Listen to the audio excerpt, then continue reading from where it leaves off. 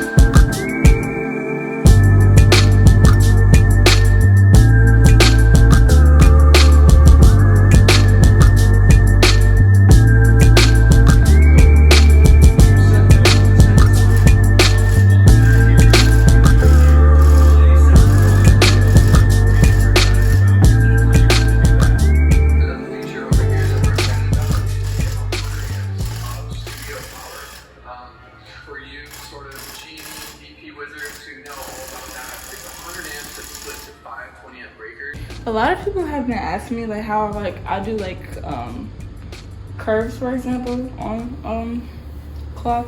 I really try not to do that if I'm using burlap, but if I'm using Monk's cloth, no problem, it's easy. So what you're gonna do is on your gun there should be like a dial at the bottom.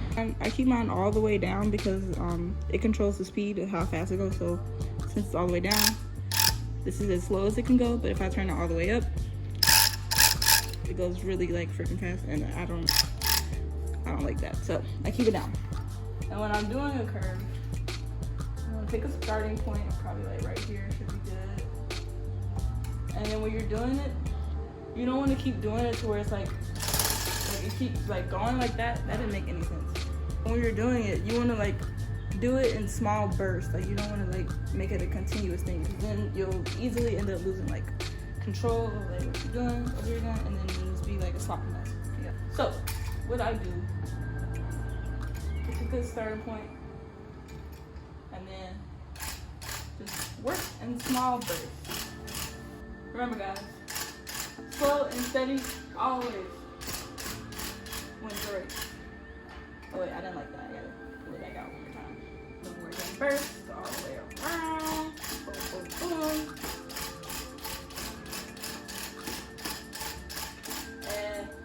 Pow.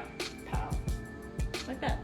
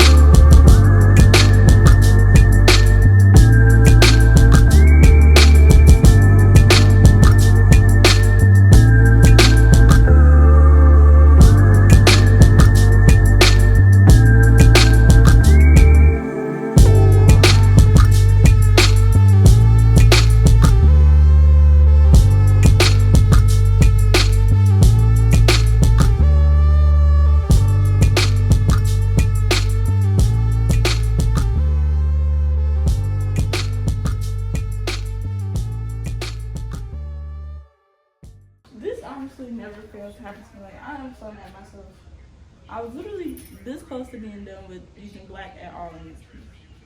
And I'm missing craters, the other eye, the eyebrow, and that's it. So I have to go get a whole another thing of yarn just for that little piece.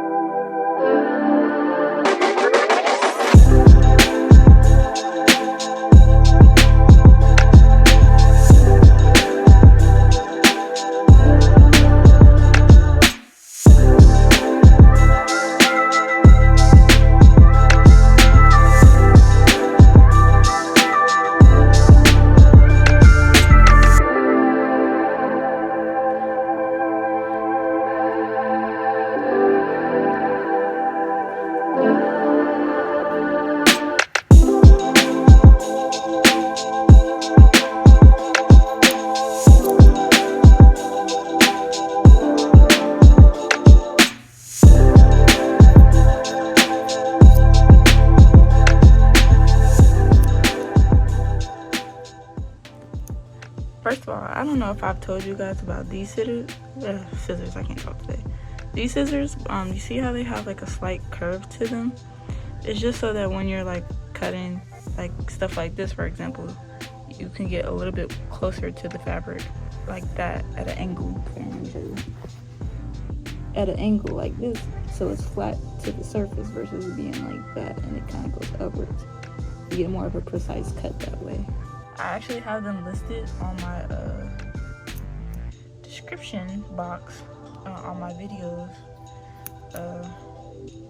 If you guys want to purchase them, that'll work too. But yeah, this is pretty cool. Pretty much done. He's gonna come pick it up from my house tomorrow. And yeah, I'm in love. I'm sad to see this beauty go. I've been looking at her for almost a month now, and I'm sad that she's gonna be going away, but I know he's gonna take care of her, so that's good. Alright, so yeah, that was my process. Definitely one of my favorite commissions that I've done so far. I do got a lot of interesting stuff coming up for the month of May, so we'll see what happens. I would sit here and talk my brain off if I didn't have other stuff to do, but I'm gonna go get back to work. Other than that,